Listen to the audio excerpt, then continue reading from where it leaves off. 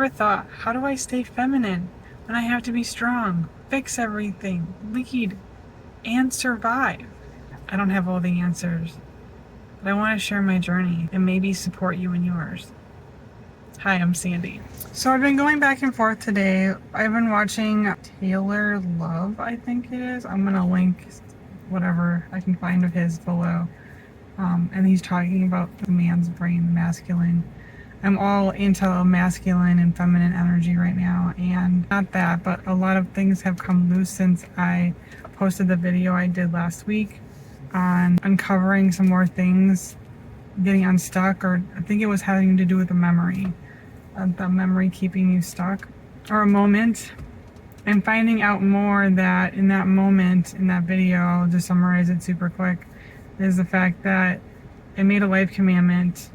Life Skills talks about life commandments somewhere in there, and I think it was a very pivotal moment on different things, and I thought that I had to not be like the boys, but I shouldn't be a girl. Doing girl things, being a girl was bad, or that I was dumb. So somewhere in my 7 to 10-year-old brain, it made sense to me to try to be strong and be more like boys. And then after getting divorced, the church always taught that girls needed to find a man so that they could provide for them. And that's well and good, but I also think that it's great for women to still have their own money and work outside the home, because I did both. I worked part-time and I took care of my kids when I was married. I understand that everybody's different and not everything is gonna apply, but I think there's safety in having your own funds. I know that I probably would have left sooner if I would have had more money to do that with. So that's the other thing of all the different traumas that come at you and all the teachings and the culture. How are we supposed to stay feminine when we have to do it all? That's where I came to today, is that I'm just supposed to be feminine and do all these things, and I'm going to continue to look into what feminine energy actually is, because what I thought it was, this Taylor Love guy is saying something slightly different, I think. I don't know, he said it really quickly, so I'm going to have to really research that myself. And I definitely encourage everybody else to too, because sometimes we have the wrong definition of things, or that we are not asking the people involved what that definition looks like.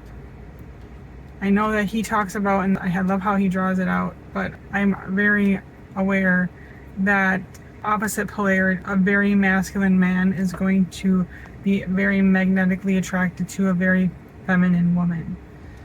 So I want to get out of my masculine. I think that's what the point of the video is the fact that somewhere between 7 to 10 years old, I decided the masculine energy was more preferred, and that if I stayed in that energy, my dad would like me, guys would like me, all this stuff, because I would be one of the boys in that regard. I was never necessarily a tomboy, and I'm not saying that's a bad thing or not, but the masculine energy.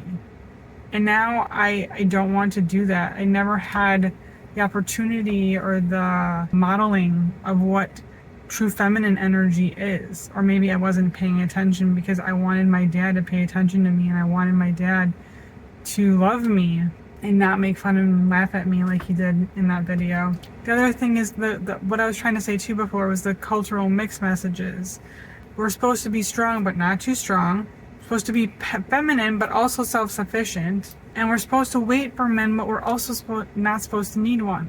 See, the thing that I always come back to is that there's not a set pair always. So to require people, some people don't want to get married, some people don't want to some people just like being single, and there's nothing wrong with that. So all those different messages have created this, after being in a horrible marriage for so long, being single has been pretty fantastic. It's been so peaceful and so amazing.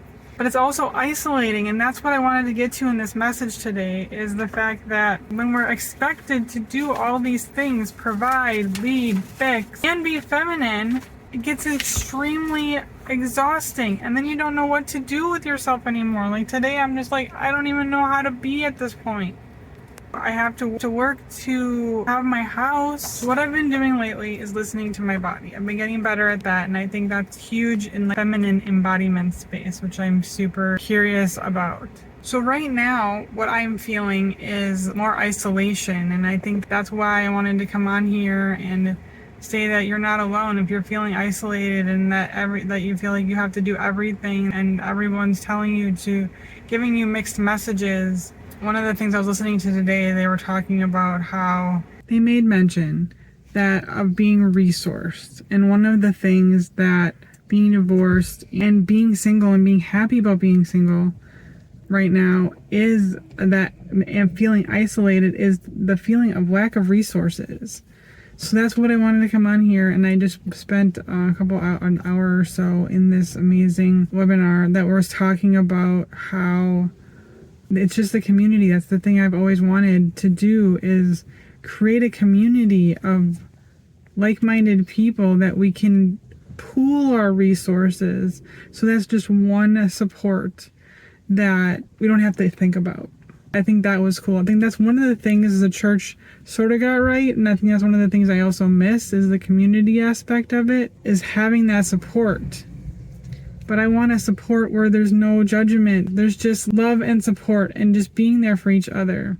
So I have a community link below that drop in the comments, drop in the Facebook group, and tell me if this resonated with you. If you feel isolated and unresourced, come and join my journey. We're going to do this together. Bye.